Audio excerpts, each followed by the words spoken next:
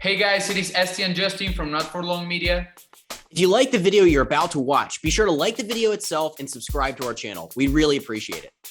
Enjoy the video and also don't forget to follow us on our socials at Not For Long Media on Twitter, Instagram, and Facebook. What's going on, everybody? This is your host, Colin Thompson with Not For Long Media, episode 47, Thompy time, a little bit of this just in. I'm here with my partner in crime, back by popular demand, the birthday boy, Justin Ayers. How you doing, man? I'm good, man. Thank you. Yeah, 25. Nobody likes you when you're 25. I don't really know what the significance of it is other than you can rent a car for a little bit less. But yes. What were you doing when you were 25? I had the same mantra of I can rent a car now and not get dinged the extra $250 because I'm 6 months younger than 25. Do I get why they do that? Yes. Is it fair? No, life's not fair. But I digress. Enterprise rent a car, change your damn no. I 25. I was, let's see, that's 3 years ago. My birthday's coming up. So 3 years ago, I don't even remember. XFL, AAF, probably AAF, Alliance of American Football League. So very blessed to be where I'm at coming up at 28 and 25 for you, man. Happy birthday.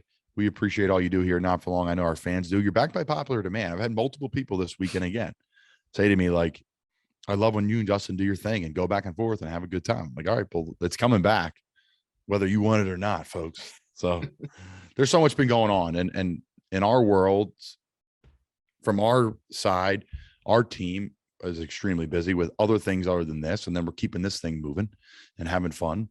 And we haven't been able to do as many this just ins and Thompy times and all these things because of our regular jobs. And that's why we're blessed to have multiple people on our team here to help us get through and keep this thing moving. And it's been a blast. It really has. And it's going to be a fun holiday season. We're going to have some fun guests, different guests, continuing things like we already have done. The holidays are coming up though, guys. So make sure you check out the website, notforlongmedia.com. First off, you can find anything you want on there, from our YouTube page that Justin's heavily involved with to everything about us, our team, some fun facts, what we're listening to lately, TV shows we're following, up-to-date stuff. It's an interactive website. Autumn and our team do a great job with it. And then our merch, hats, Columbia long sleeve shirts, Columbia jackets, polos, awesome gifts for the holidays. We have stickers on there. I throw a little sticker in every package that we send out. So awesome stuff for the holidays to get to your loved ones. We really appreciate you supporting us here and Not For Long Media. So thanks again. But yet, Thompy time's back. This Justin is back. There's been so much going on in college athletics, particularly in football. Basketball season started. It's a great time of year in sports. It really is. Football season's winding down here. We just got off our bye week. So what do you got for us, Jay? We got a lot of stuff to talk about today. A lot is an understatement. A lot of college football. We start with the college football playoff bracket. The final four, if you will, for college football was announced over the weekend. And we have number 1 Alabama going up against number 4 Cincinnati, and then number 2 Michigan going up against number 3, fell from number 1 Georgia Bulldogs. So a lot of storylines, a lot of things to talk about in regards to that. I think first and foremost, we have to start with Alabama being number 1. Over the weekend, they beat Georgia, and they beat them convincingly. It was 41-24 Saturday night. It was just, nobody saw that coming. The number 1 team in the country fall into the Alabama Crimson Tide. But I don't know if they picked the right number 1 team. I don't know if Alabama should be number 1. I know to be the best, you have to beat the best. But I was curious if you saw, what happened to Georgia over the weekend and thought that Alabama should have been number 1. Well, I'll say this. There were some people that did believe Alabama would win, and they're Alabama fans. And I'm probably maybe the other one because I didn't watch a lot of college football this year. Obviously, with my current job, we're traveling during the day of those games, or I just want to break it and nap if we're staying at home and not traveling. So I'm not watching the games, and probably not the primetime games because I'm getting ready for the game the night before our game. So I'm watching like the 12 o'clock game as I'm doing a little note study, or I'm eating, or I'm laying down. So I watch the noon games, which are not prime time, usually not the big dogs, right? So I haven't followed enough. So I was texting family saying, and Cindy's sister's a Bama grad, and I'm in the family group text, and I said, I think Bama wins today, and I think they win convincingly. And again, if I watched all college football this year and I watched Georgia, I probably would say Georgia would beat them because all I've heard is Georgia's defense and what they have on offense. and their staff and all these people and their recruiting and their players, their tight ends. I hear awesome things. So I probably would have took Georgia, but there's something about Alabama. I'm a Bama fan. And for no other reason, the fact that they've had success, they've had continued success. The amount of articles about the amount of people Nick Saban has got fired because of how well he's done in the SEC, how well he's done in the SEC West. We know how crazy that is. And it's only getting crazier with the additions of Texas and Oklahoma. We don't know where they're fitting in yet, but assuming the West. I digress, but I just think Bama is just fun to root for because the fact that it is so hard to win. And I guess I appreciate it more because I've had plenty of losses in my career. It's so hard to win consistently. And especially in college football with recruiting and all these different things. And now name, image, likeness, NIL, which we've talked about here before. So everything's against you to have dynasties, everything. But Alabama just continues to roll and roll and roll and roll. I did see this, Justin. Do you see that Nick Saban, he has to be one of the top 3 coaches in college football? Did I read that stat? He has to, his contract adjusts every time a new person gets paid. He has to be within like 10% of their pay. I didn't see that, but that sounds like something he would want in there. It takes a lot of pride. Him and Miss Terry down there in Tuscaloosa, they like making the money. So I could see that being a thing. Well, he sets the market too. He does set the market. It's always interesting, right? Like everyone says, like, you got enough money. And I'm the first one to be like, yeah, you do. Like, just cut me a check for whatever and I'll be gone. But there's more to it. There's always more to it. There's pride to it. There's, expectation to it. There's a standard to what you do and what you're worth compared to other people. So it's competitive. And obviously Alabama's okay writing that check. It's a no-brainer for what he's made for that university. But I have no problem with Alabama being a number 1. I haven't watched a lot of college football. I think the story of Michigan has been great. I've played with a lot of Michigan guys over the years. And the story is get them out, get Harbaugh out. And that's great. And they're probably right at the time because they can't win the big game against the rivals. I know that's been the stigma of Coach Harbaugh. But I always said back to him is, who are you going to hire? Who are you going to hire that's going to come in and recruit the way that Coach did? He played there. He's been to the mountain in the NFL as a player and as a coach. And then now you're going to say, we're going to bring in someone else who fits that mold, who's perfect for Big Blue. That seems like the perfect coach for there. You had to suck it up your 8 and 9 win seasons. And when you lose to Ohio State, I get it, but they stuck it out and they worked them.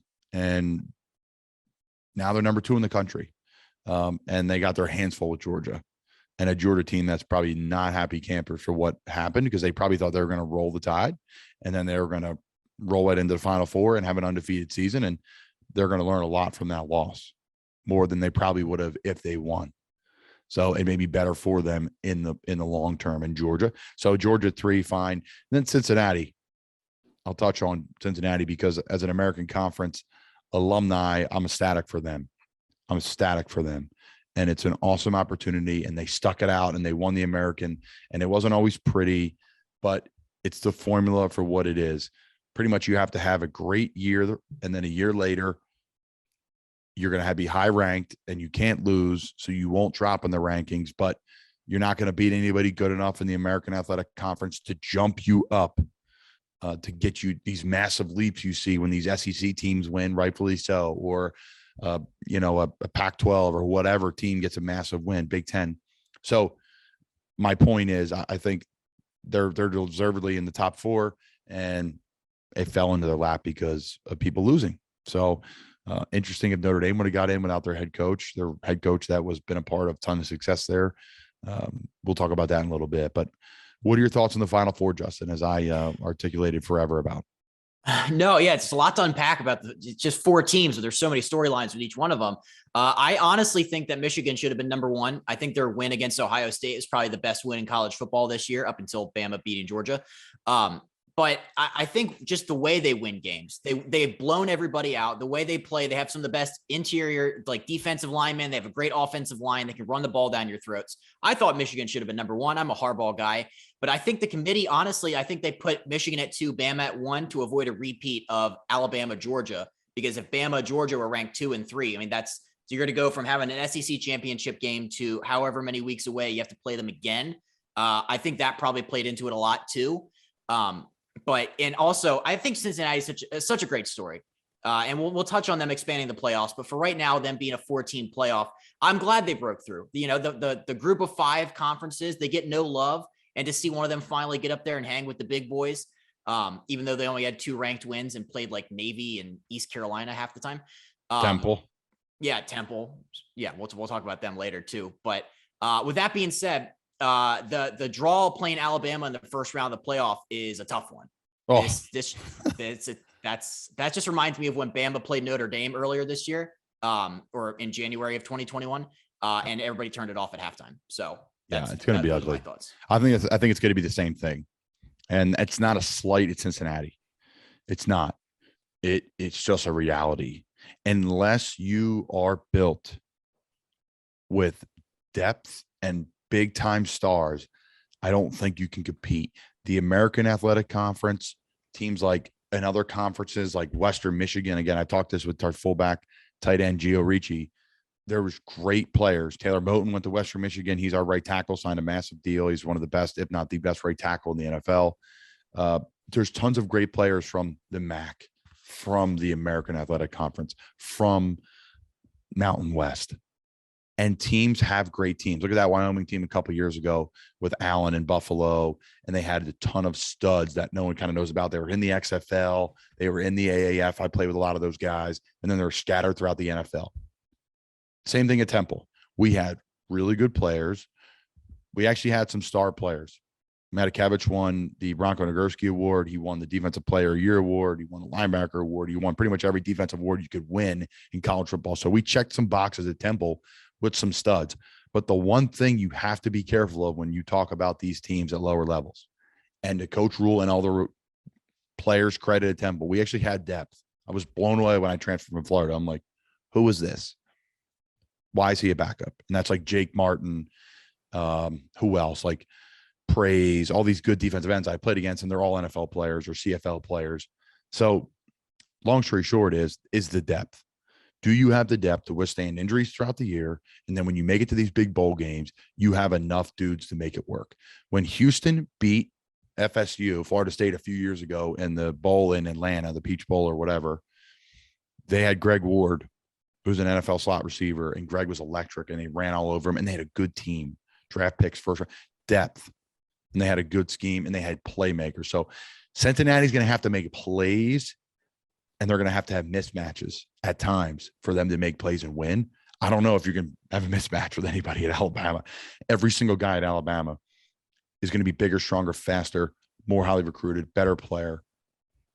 So I know I'm not breaking any news there with that statement, but it's the depth of the smaller schools. And that's why we talk about expanding the playoffs. I'm not for it, because I don't think I'm for expansion, but I'm not for like you win the American Athletic Conference, you're in the playoffs, you win this. Because if Cincinnati was not what they were this year, who in the American Conference would win it? I don't know if anybody can name it. Maybe UCF, maybe Houston would win it. That's who would win it. But you know what I'm saying? Like, since he handled Houston very well. So I digress. My point is, do they have the depth to hang with Alabama? Absolutely not. Do they have the star power? I haven't watched a ton of them, but I don't think so.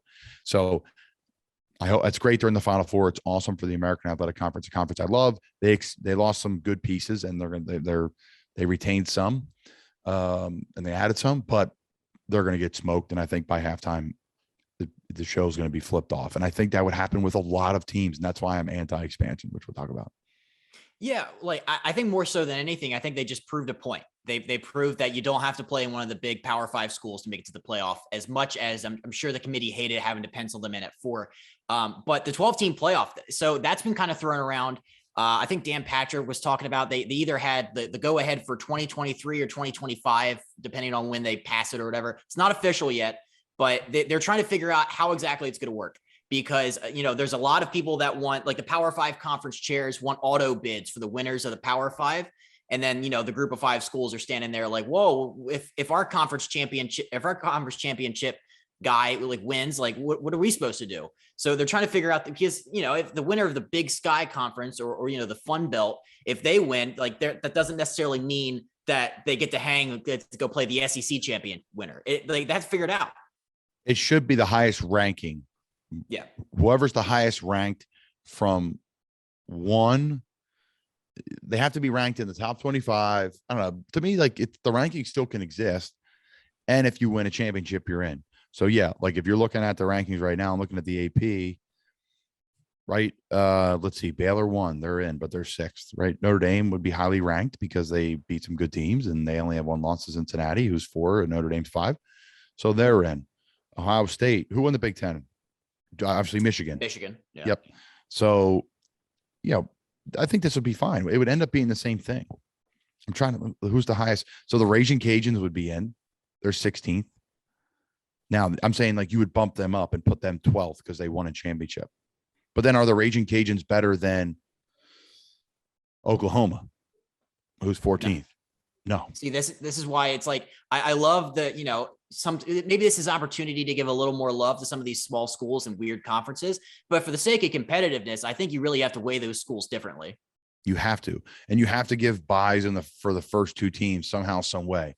You cannot have Georgia, Alabama, Michigan, one of those 3. I know that's 3 teams, play BYU, Michigan, Utah, Michigan State. I mean, this would have been a good year, I think, to do all this because there's some depth. Mississippi, Ole Miss was a good team this year.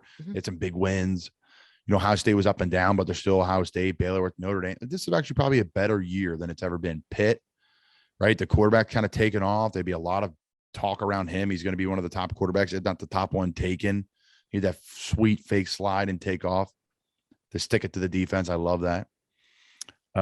So yeah, maybe the Raging Cajuns sneak in there, and I don't know. I don't know how to do it, man. There's no answer. I'm not for it, just for the pure reason that you're going to have bad product.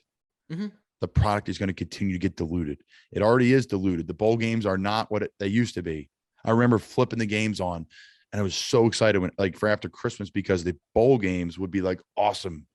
It'd be like we're here in, Orlando, and Michigan's playing South Carolina, the Clowney game, and it's not a big time bowl.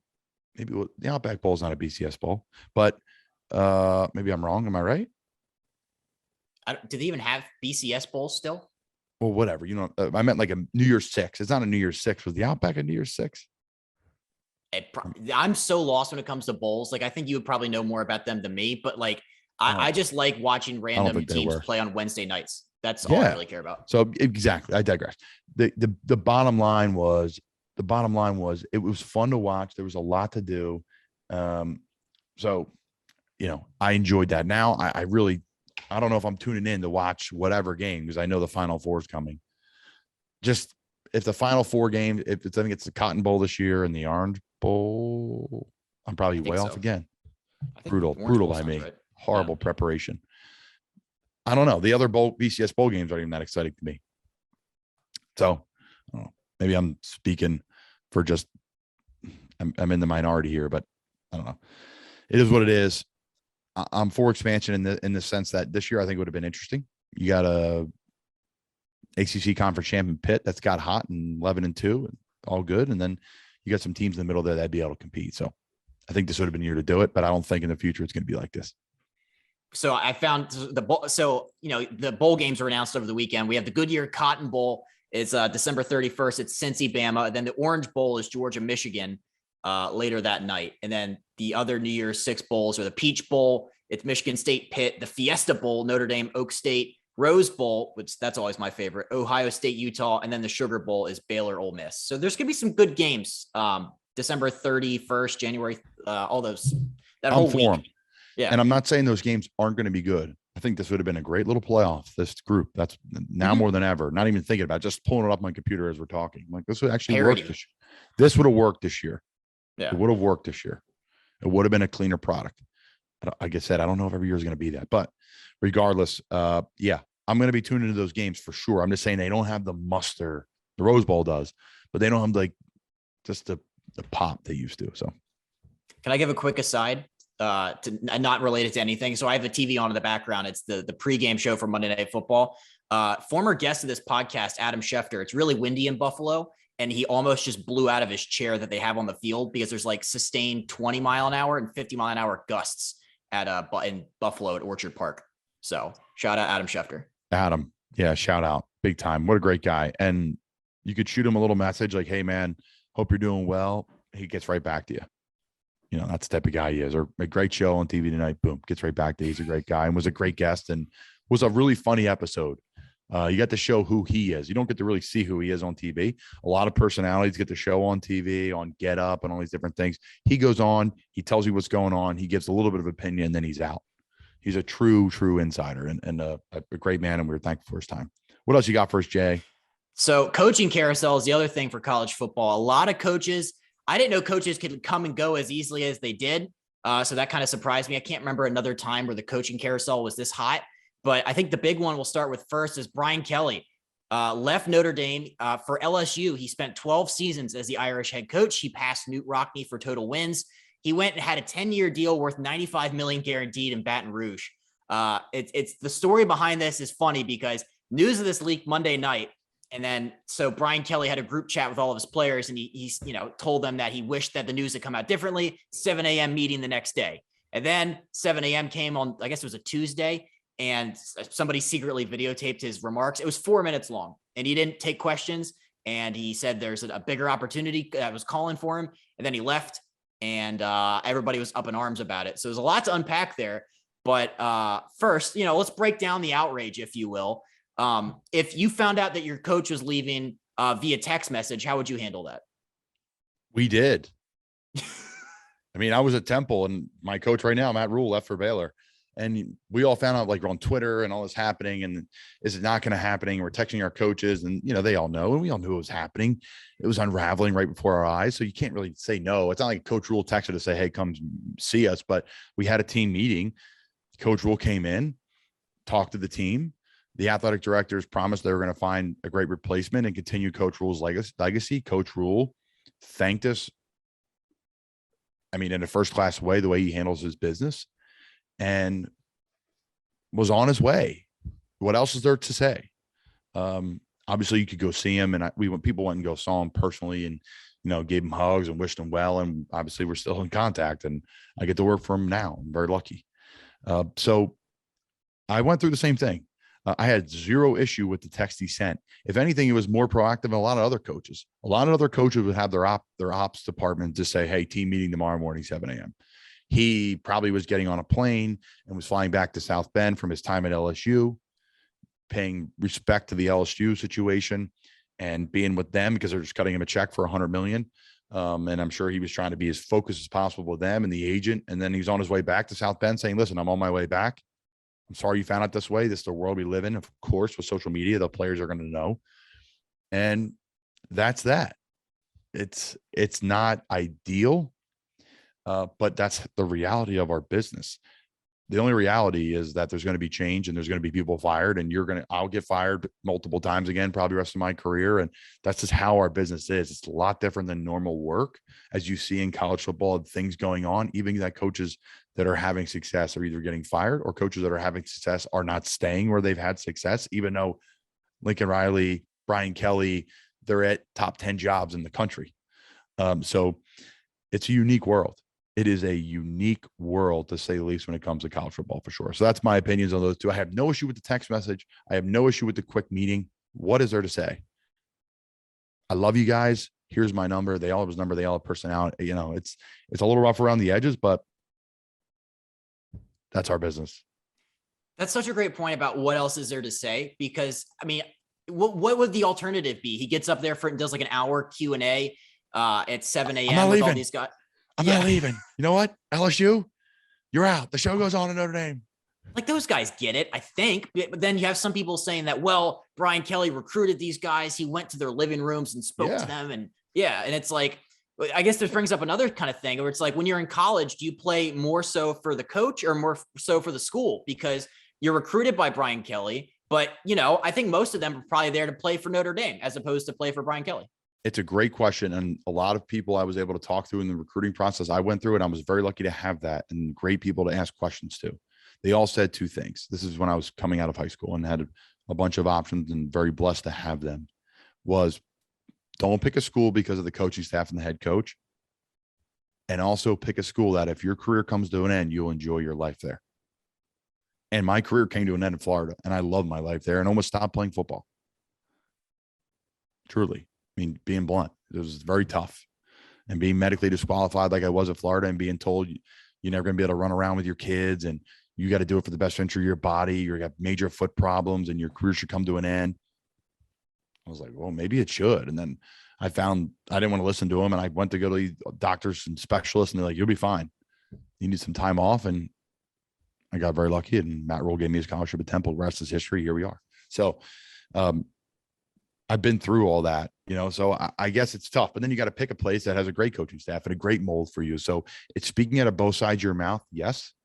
But hey, that's the beauty of success. And then it goes into the athletic department, like a great athletic director in Jeremy Foley at Florida. He hires great coaches at Florida. Now people say, well, you know what you're talking about. Like Dan Mullen's getting fired. Well, he's a pretty good football coach, right? They went to New Year's Six Bowl 3 out of the 4 years he was there. Developed in a lot of really good players. Jim McElwain, I get it, was a different guy there at Florida, but they went to the SEC championship 2 years in a row. Say what you want. There's some success there. Now, a lot of Will Muschamp's players were a part of that, was a part of those really good players that were there. So I'm talking a little randomly per usual, but really the point is that you got to go to the place that's got the right, academic environment, the right environment for you athletically. And if there's a good athletic department, then they'll probably hire another good coach. So if things change, you'll be okay. So yeah, crazy stuff in college football. Can we bring up some of the Brian Kelly stuff? Cause there's so much to untackle with that. There's the Southern. Well, here's the one stat. Again, my father-in-law, Fred, he's an LSU guy. Right. He went there. So I was sending him stuff this week. I thought this was interesting. We're just going to share some nuggets as we go on here because there's so many interesting things that have came out about all this. So Notre Dame Barstool, they posted something from ESPN Stats and Information. Quote, over the past 30 years, there have been 12 instances of a coach winning at least 11 games in his final season at the helm of a Power 5 school. Over those 12, 5 left for the NFL. 5 have either retired or resigned due to NCAA violations or scandals. 2 took a job at a different college football program. Those 2 college football instances are Brian Kelly leaving Cincinnati for Notre Dame and Brian Kelly leaving Notre Dame for LSU.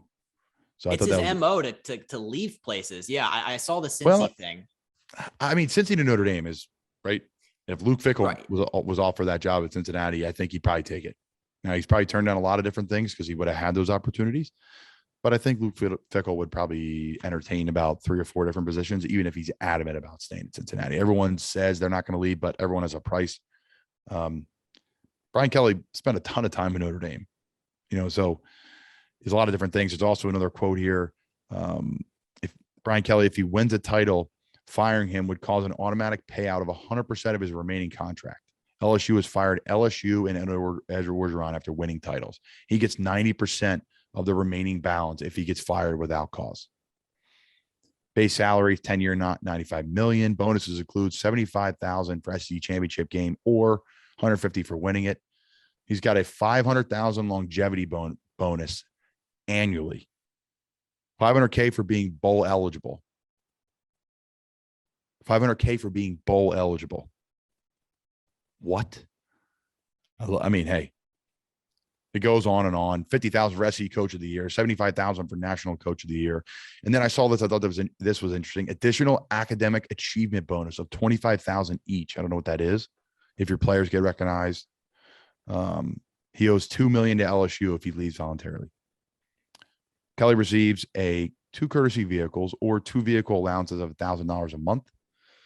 And then he has an interest-free home loan of 20% of the home price up to $1.2 million. And then lastly, 50 hours per year of a private jet time of LSU jets. So just craziness. And for those that aren't following college football that are hearing this for the first time, yes, this is pretty much confirmed, some of it. So take it for what it's worth. Yeah, I mean, I've always thought he's been such a great coach. Especially having to deal with the recruiting, he has to work around so many different things to recruit at Notre Dame, the academic requirements and all these kind of stringent things to get the guys to go to Notre Dame. But now it's wide open. And I know people will say, he's from Massachusetts. What does he know about the South? And that kind of segues into, I don't know if you saw this clip. It was Bayou Brian Kelly down there at LSU. He was before a basketball game. Family. He got up on the mic, talking to the LSU fans for the first time in person. And yeah, he dropped into a Southern drawl. This is a great way to get started. I'm just here with my family. He's from Massachusetts. He's from like Worcester, Mass. Do you think that was a conscious decision that he wanted to like appeal to the raging Cajuns down there? Or do you think he slipped up after talking to them all day? As a Northerner, I truly, truly believe he has slipped up after talking to them all day. Okay. Not that it's the people with the Southern accent's fault. My family now that I've married into is from Louisiana, and they're unbelievable people with a very unique accent. Very, very unique accent. And I guess I'm giving him the benefit of the doubt. I don't know. That may have been staged. I know people rumblings are saying what's his connectability with LSU, right? He's at Cincinnati. He's from Massachusetts. He coached at Notre Dame. LSU is a completely different mindset of a football program than Notre Dame in general. So I don't know. Maybe a little bit of both. It was such an awesome clip. But I think he's going to do well down there. Like I said, last 3 guys that coached there won a national title. So that's a pretty good, and he's got the entire state of Louisiana to recruit from. And he's already shown that he can win at a high level with Notre Dame. So with that, let's kind of go over to my favorite college football program, Oklahoma. They lost their head coach, Lincoln Riley. He bolted for USC. Lincoln was there for 4 years, made the college football playoff 3 out of those 4, lost all 3. Great recruiter, great offensive scheme designer, great leader. The first opportunity he had, he got out of town and went to USC to become their head coach. If when I first heard it, I was hurt a little bit. I'm not gonna lie, because like Oklahoma had just lost to Oklahoma State for the first time in forever. Like morale was low, and then just as we're down on the ground, we get kicked in the gut one last time by him leaving. But I saw his contract and it was pretty sweet. But when you saw Lincoln bolt for USC, what did you think? Well, I saw this tweet first. Lincoln Riley, USC contract details not confirmed, though. We saw the number. What's around 100 million, or same as Brian, 100 million. USC is buying both of his homes in Norman, 500,000 over asking price. 500,000 over asking price for his homes in Norman. I believe he's building a new home there as well. Buying a $6 million home in LA for him, and limited use for a private jet 24/7 for his family. So that's where we're at in college football. I'm sure there are a lot of other clauses in there. There were a few tweets and different things I want to read. Again, they're not all confirmed, folks. Some of it's a little bit of juice for some retweets if we get it here, not for long media. But hey, it is what it is. Where there's smoke, there's fire. I'm hearing some smoke too out of the. We're not going to get into details on it, but I'm reading a few things about Lincoln Riley and some smoke possibly. So we'll see what happens here in the next couple of weeks. But I digress. Justin and I did not talk about that off air, but we will, Justin. We will. So what are my thoughts initially on it? Again, in this business, it's a business. I'm almost numb to it. When I got to Florida and I got the scholarship pulled out from underneath me, like I was heartbroken because I was truly a Gator at heart, and I still am. But I was like, man, this is the Mecca. Like, awesome. For me, it was. Right? This is college football. This is Florida. This is everything I wanted and more. Football-wise, academically, socially, it was a great place for myself. Then my wife there, I met all my best friends there pretty much. So it's a great place for me. And then it ripped out and I was heartbroken. And then I finally got my first taste of the business side. Everyone said it's a business. And I would say, yes, I know. I completely understand. But you don't really understand until you get the carpet pulled out. And then here at Oklahoma, and you went to go play for Lincoln Riley and you love the system and you're X, Y, and Z as a player. And all of a sudden he's off. And he's not just off. He's gone to USC and he's not turning back. So who's going to come in behind him? Right. So it's a crappy business, right? It's a crappy business. Things happen in our game that are not fun either, right? People get fired. People get their jobs taken from them.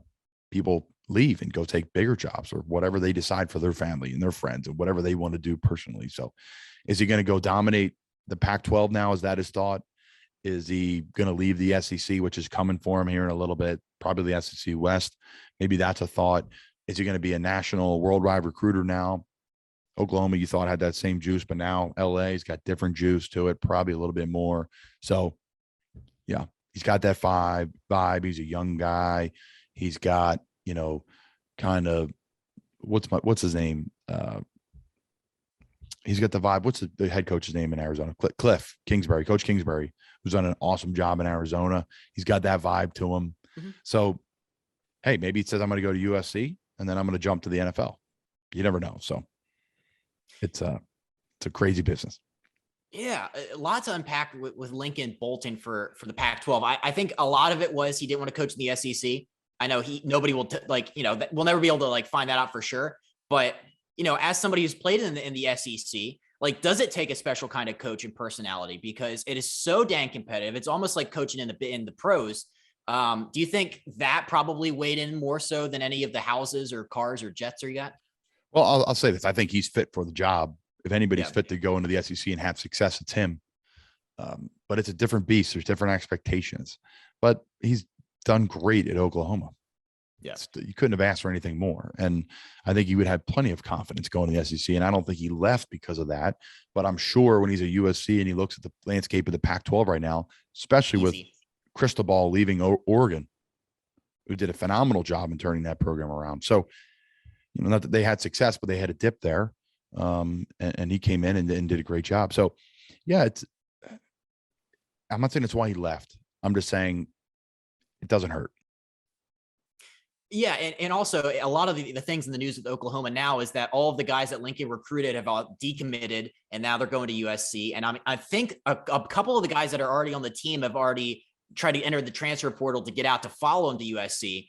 Going back to what we said earlier about Brian Kelly and in the recruiting side of it, how much of a team do you think would do that? How much of a percentage of a team do you think would be the kind to be all right, well, I signed up to play for him, I'm going to follow him, as opposed to, what, I signed here, I'm going to stay here. Well, again, they probably think very highly of him. Yeah. They think very highly of him. And it just depends where people fall. Say some of your best players are juniors and sophomores and not your seniors. Well, they may transfer. When I was at Temple, I think back, some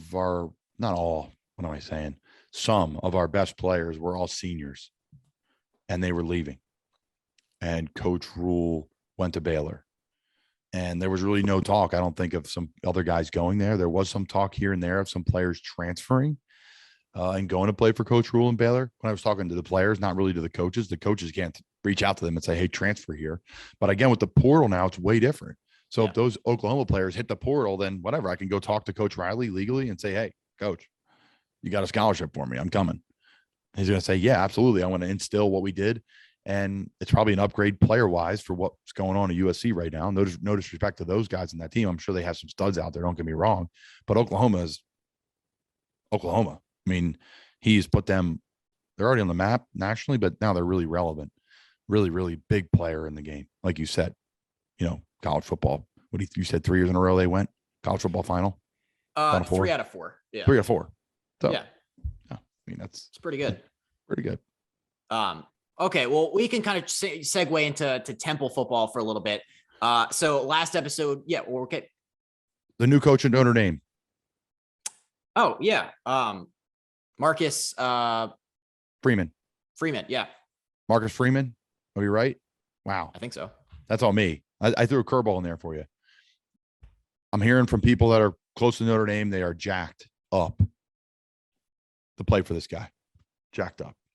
A lot of respect for Brian Kelly. Obviously, he had a ton of success there, but I wanted to throw that tidbit in there before we move on to the Temple situation because a lot of people are really jacked up for Marcus Freeman. Are we correct on Marcus Freeman? Yes, Marcus Freeman. It's funny because he also went to Cincinnati to Notre Dame. He was a defensive coordinator for Cincinnati for a couple of years, and then this is his first year at Notre Dame. Defensive coordinator, linebackers coach, and then gets the bump up. Everything I've heard that players there love him, and I think Tommy Reese, the offensive coordinator, sticking around too. I think he did one of those kind of I'm not leaving speeches. The show goes on. That's what he did. He wanted Brian Kelly to do it, but he flipped it and said, I'm going to do it. I saw a picture of Coach Freeman and his family kind of on the field there at Notre Dame. He's got a big family, a beautiful family, his wife, his kids. It was just cool to see. It was a warm and fuzzy moment for me to see that. And it's exciting times. I mean, that's the great side of football, of those jobs and those opportunities and life-changing stuff. It's a life-changing job to be the head coach at Notre Dame. They all are life-changing if you get any opportunity, but obviously we know the history behind ND football. One last thing. So Marcus Freeman's the new Notre Dame head coach. The new Oklahoma head coach, Brent Venables. We should do the "I'm coming home" video for him because I think he was a coach at Oklahoma for like 15 years. Clemson defensive coordinator, just an absolute stud. And just make the "I'm coming home" video. I'm singing, right? Don't interrupt me. No, continue. Yeah, yes. Please interrupt. So really happy for him. I think he's really young. He's 50 years old, but I think he's been coaching for like 30 years somehow. It's insane. Yeah. So right. really happy for him. But all right, let's do a little Temple talk because we had Harry Mays on. Did a lot of Temple talk then, and then a lot of new developments have happened since you taped that episode with Harry. Temple fired their head coach Rod Carey. Carey went 12-20 there. This past year they were 3-9. With everything that's come out since then, the developments, the coaching search that is now going on, like where do you see the future of the program as of now? Yeah, so we taped that Harry episode 2 weeks before that Coach Carey got fired, and I usually do not come out and make hit a hot button topic of this coach needs to be fired or call for anybody's job. And I do not know Coach Carey personally, really don't. But football was not good, and we know it's a production business. Everything we do is a production business, especially at higher level college football and the NFL. It's about production on the field, wins and losses. So things need to be changed, and they were. And it worked out perfectly because Harry and I timed it up. Coach got fired, and Harry and I were sent out. So, yeah, I said a couple things in there. Where do I see the direction of it? To me, if you could bring in a coach rule disciple, that's the way to go. Yes, I'm biased, but yes, I've seen it work. Success at college level, at the NFL level. Obviously, he flipped over Baylor. A lot of different things going on. So anybody, the coach rule disciples would be great.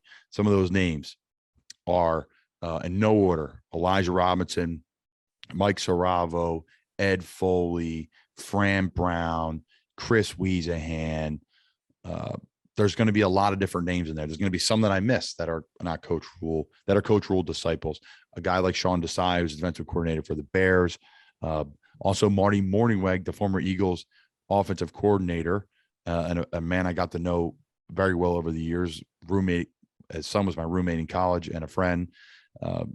So I'm a huge fan of the Morningweg family and Marty, obviously someone with a ton of knowledge of football, a ton of experience at the highest level of football.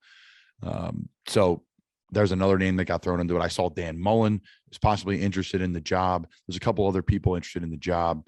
So they all sound like fantastic candidates.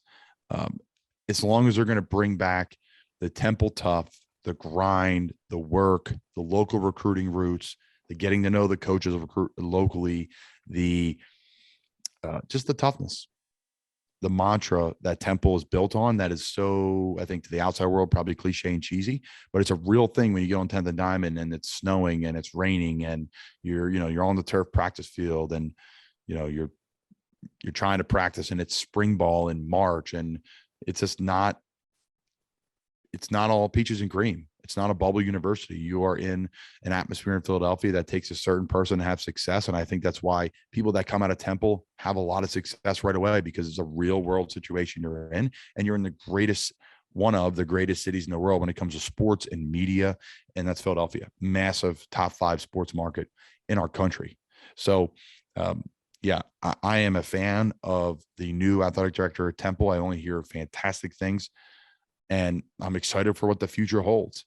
There's a lot of players tweeting and backing and all these different people. I'm backing any and all that are going to come in and do it differently than what has been going on.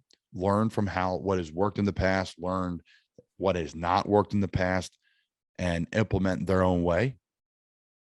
And let's see where it goes, because there's tremendous opportunity to have success. I said it before.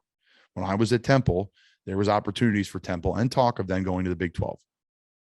Here we are a few years later, 3 teams are leaving. Cincinnati, Houston, UCF, gone. going to the Big 12.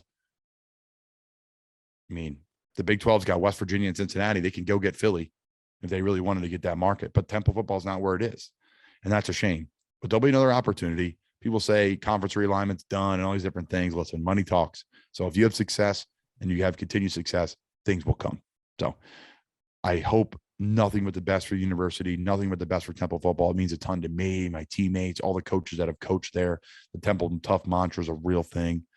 So there's a lot of great assistants over the years that I've gotten to know that would make awesome position coaches, GAs, etc., coordinators at Temple that are all part of either Coach Rule's regime, Coach Colin's regime, Al Golden, Steve Adazio, all the different people I was able to come across that were their assistants in all different levels, from the strength program to the athletic training to equipment. So there's no reason that Temple should not have success. I think back in the day, if I said that, people would say you're crazy, but I saw what it takes to have success. Yes, it's challenging, but it's very, very doable. Very, very doable. So. Yeah, real quick, do you think that with the right guy, like, having the qualities that you mentioned, do you think with the right guy, they're kind of set up for a quick turnaround? Just from everything you said, being in such a big market, like the bright lights, it's probably going to attract the best kind of candidates. Do you foresee them with the right guy being able to turn it around quickly? I hope so. I think we all can hope that, right? If you're a Temple football fan and just a Philadelphia sports fan in general, you want to see Temple have success. I don't know if you can, because a lot of players have transferred out of there. People used to go on and blame the portal and all these different things. If you're part of a successful program, I said it with Harry Mays, people are not leaving your program if it is successful. Your third and fourth string players are, because they're upset they're not playing. But your first and second string players and all conference players left the program, a lot of them. So to answer your question, I think it's going to take some time. I think it's going to take some time to bring it back to where it was. You need to rebuild the culture of the team. You need to rebuild in the offseason, multiple. You need to get back to recruiting locally. You need to hit on this in a couple of weeks. I think a week or so is the first signing day. That's brutal. They don't have a coach. So, yeah, it's crazy, man. It really is crazy. And it's tough. It's tough on those current players. They don't know what to do. I feel for them. And I've been in their seat, exact seats they've sat in. I live probably right where they lived, and I know the struggle. And they're probably thanking their lucky stars that there's not a bowl game, because they need to move on and turn the page and then come back fresh and ready to go, which I'm sure they're really gung-ho to do. And that coach will do a great job. So I'm excited for what's next with Temple football. I'm excited for our new athletic director, new school president, and what's to come with the next head coach. Put this in the tickler file. I think we should do recruiting stories, like, bring on some guys. You can tell your recruiting stories. I think that stuff's fascinating. The living rooms, sitting, talking about like what they promised you at the time and how it turned out. So, put that on the back burner. I think that's something we should do with some guys. I love it. I'm trying to think of some of my good recruiting stories that I can tell in here. I have some that I cannot tell in here. I have some that I can tell in here. A lot of good times, and all fair, all legal, all fun. Yeah. But yeah, good stuff. I was very lucky to have, Coach Muschamp and Dan Quinn, who was a defensive coordinator of Florida at the time, and Coach Derek Lewis, the tight end coach of Florida, come visit our house, and those family memories that we had. And my grandmother cooked homemade meatballs all day and sausage all day and pasta and like our whole family meal. And they got in late. We didn't eat dinner till 9:00 at night. And it was a big deal for my whole family. My cousin Devin, aunt and uncle were there, and my grandmother's there. My friend from high school, Fitzy, was there. Shout out to Fitzy. So it was a big it was a big deal. There was like 10 of us at dinner, and it's like a Tuesday night, and didn't get to bed at like 1 a.m. and had to get me to go to school the next day. But it was a life-changing thing for me and my family. And if I kept my recruitment open, we probably would have had more there. But yeah, I committed early and wanted to get it kind of out of the way and knew where I wanted to go. So yeah, good times, man. It's a great, we'll put on the tickler file for sure. I like it. Yeah. And plus I think you were talking to Kevin Clark about that. You said something about Nick Saban was involved too. They were circling a little bit, but yeah. So we could do a whole pod of just recruiting stories. We'll tease the Saban story. We'll tease it. Yes. Okay. Stay tuned and not for long media. Yes, exactly. Cliffhanger at the end of the episode. Speaking of end of the episode, I did want to try to do my best because I feel like I would be doing a disservice if I didn't at least attempt to describe the MLB lockout. So it's very complex. It's a lot of legal terms, but Yeah, you asked me if we want to talk about this today, and I don't know anything about it. I saw they locked out. I saw a future guest of ours signed overseas, not in the MLB, and we're going to have that person on. I'm not going to say names until they come on. So there's a lot of different things going on. I was just wondering, hey, we got to talk to Justin. Justin's our MLB guy. He's our MLB guy. So tell us, Justin, what is going on with this lockout? Matt Serger's getting tons of money too. I don't know what is going on. Godspeed. Okay. Yes. So baseball's entered its first lockout since 1994, 1995. And for any of you people alive back then, I was not. Back then in that lockout, it was during the middle of the season and they had to cancel the playoffs. There was no World Series. It lasted like 6 months. It got really ugly. So this time around, and you're right, you brought up Max Scherzer because a lot of guys knew this lockout was coming. The collective bargaining agreement expired on December 1st. It's every 5 years, they have to get a new one done. So guys knew that there was going to be a lockout. That's why so many free agents signed beforehand. You had Max Scherzer going to the Mets for way too much money for how old he is. You had Corey Seager, 10 years, $325 to Texas, even though they're really bad. There's so many guys that wanted to get it out of the way and not have to wait because they're anticipating this lockout's going to be lasting upwards of months. Is it going to impact the start of the season? Not 100% sure. They're hoping no. But this is all a tactic to try to get the two sides to come together and agree on a new CBA. I'm just going to hit on the high level stuff because we could talk about for 3 hours about all of the minutia about everything that the union and the Players Association and the owners, all they're bickering about. But I want to hit on a couple things. First, what the funniest part of all of this is because of the legal stuff that's going on, no player likenesses can be used on MLB properties like MLB.com. So if you go to MLB.com, it's hilarious. There is no pictures of players. They're all they have is news stories that like talk about collective bargaining and like history of the game because you can't put a picture of Max Scherzer on there because for some reason and also if you turn on MLB Network right now, they have to use old video, which is very funny. So they're showing like the Hall of Fame like ballots, the golden era going on right now. So they're showing video like Roger Maris because they can't get any video like of current players. Very funny. Didn't know that was a thing that was involved in collective bargaining. So I'm just gonna hit on the big issue. The big issue right now is service time.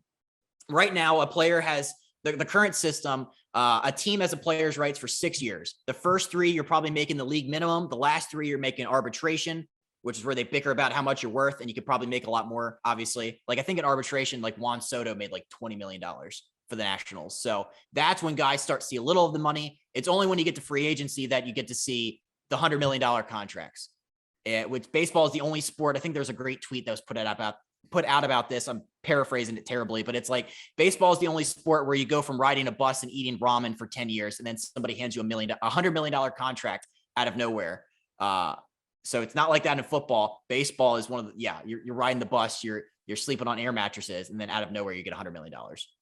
So so service, I'll wrap up my service time rant about this. So the union wants to make sure that guys get paid sooner.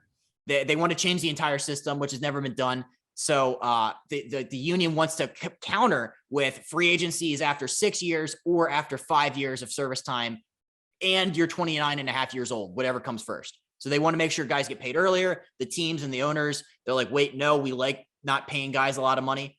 It helps the small market clubs like the Orioles and Pirates keep guys that are making $500K. So, as somebody from the outside hearing all this, hearing all the systems and the guys getting paid way later than they probably should, like, what are your thoughts? Well, it's interesting because there's a lot of this talk in football, right? Service time for the NFL, right? To get the free agency, you need minimum 3 credited seasons to get to that free agency period. 4 if you're a drafted player, 3 if you're undrafted. So 3 credited seasons. That also goes to your pension. Credited season is this: for every game you're active, dressed or not, if you're on the active 53-man roster, if you're on 3 of those games per year, that counts as 1 credited season.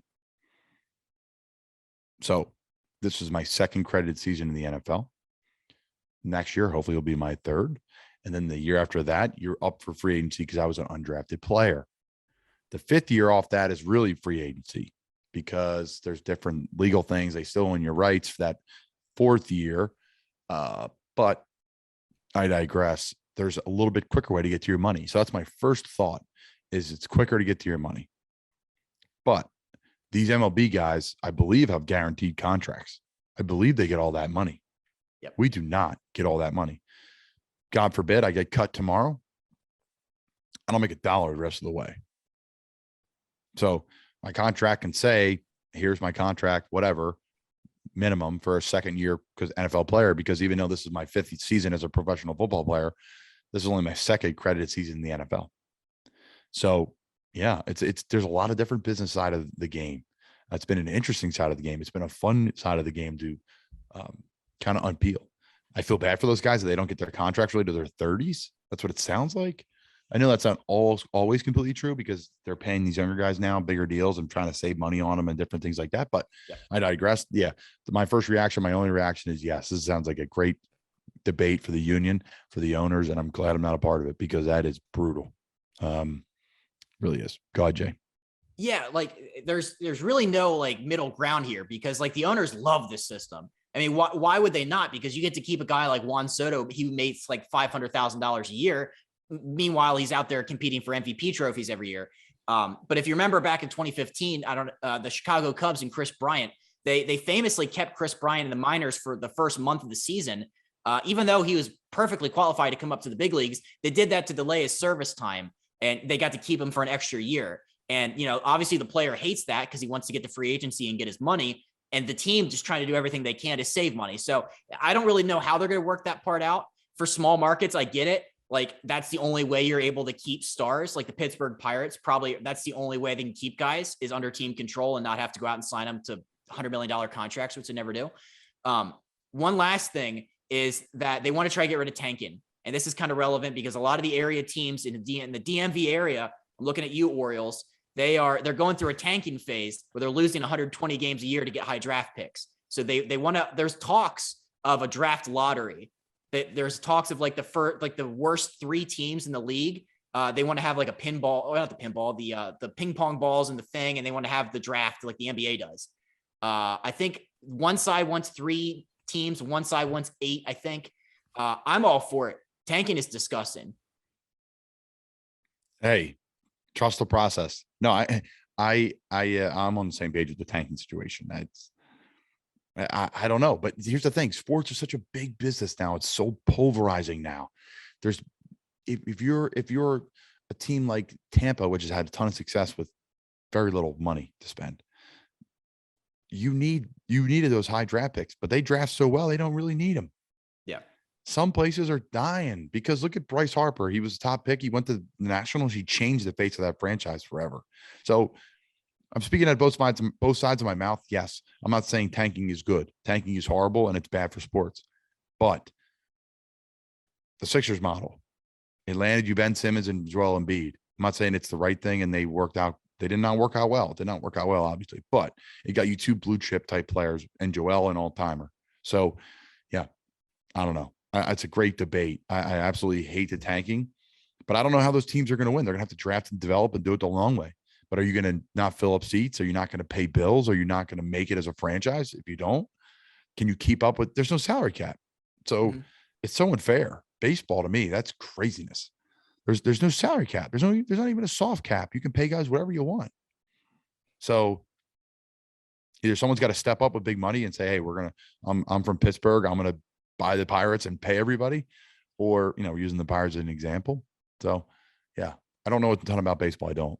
I love watching the game, but I don't know the business side as much. So yeah, my first reactions are it's interesting and it sounds like a great debate. And I hope baseball comes back normally because we need normalcy. And especially during the summertime to be outside and watch baseball games in a somewhat safe environment, especially with the COVID environment we're in today, would be tremendous. So hopefully they don't push that back anymore and they get that puppy started right on time. As long as we don't have Max Scherzer making more than the entire team payroll of the Baltimore Orioles. I think Max makes 43. I think the Orioles pay their entire team 37. So if we can get rid of that, and it's also like you said with Tampa always picks at the end of the draft because they win so much, but like they still have great players. And and I know it's easier said than done, but just like be smarter. But they're doing it. They're doing it. You can go hire someone out of there and do it. People do it all the time. People try to pluck everyone from the Patriots during their heyday, and people try to pluck people from Dallas in their heyday. And this is in any sport, right? When different hockey teams had a ton of success in Pittsburgh and, all these different teams that I've seen over the years in the last 10 years have success, people are trying to get plucked out of there to figure out what the hell they're doing right. So I don't know. Tampa to me is the model. Yeah, in the or final. St. Louis. St. Louis's bottom out is like 80 wins. So just do what they do. I know it's easier said than done, but you don't have to lose 120 games and have a fan base be disconnected to turn a franchise around. No, it would be tremendous for that city too. Talking about Baltimore and just getting people back in there and back in those seats. That's a great ballpark. Tremendous ballpark. Camden Yards. But you're not turning the TV on to watch the Orioles lose 10-0 in the first inning. That the fan base is so disconnected. And I have my own rants about this, but yeah, it's a terrible way of trying to win. So that's all I have. If you want to check out more about the MLB lockout, you're need to do a lot of reading because there's a lot of legal jargon. So have fun. I thought you were going to plug your podcast. I'm like, oh, he's going to plug his podcast. The Justin Ayers podcast. Yeah, no. Yeah. Check it out. Yeah. Good stuff. Of Jeff all right, man. Well, hey, something. I appreciate it. Tonight was a lot of fun. We got to really talk about a few different things, go through different topics. And again, it's been high demand to get Jay back on the pod, baby. So Jay, appreciate you coming on. Happy birthday, recording December 6th. So we appreciate you here Not For Long. And we're looking forward to doing it soon. We'll have plenty to talk about here moving forward into the end of this season. And crazy enough, we're cruising through December. We're almost into the new year. So episode 47, Thompy time with Justin Ayers. Appreciate you stopping by, Justin. Go Michigan. Go Big Blue. Go Michigan. Wow. Go Big Blue. We'll be talking about that soon. Thanks everybody for listening. We appreciate it. Check out our website. Great gift for the holiday, notforlongmedia.com. Thanks, guys.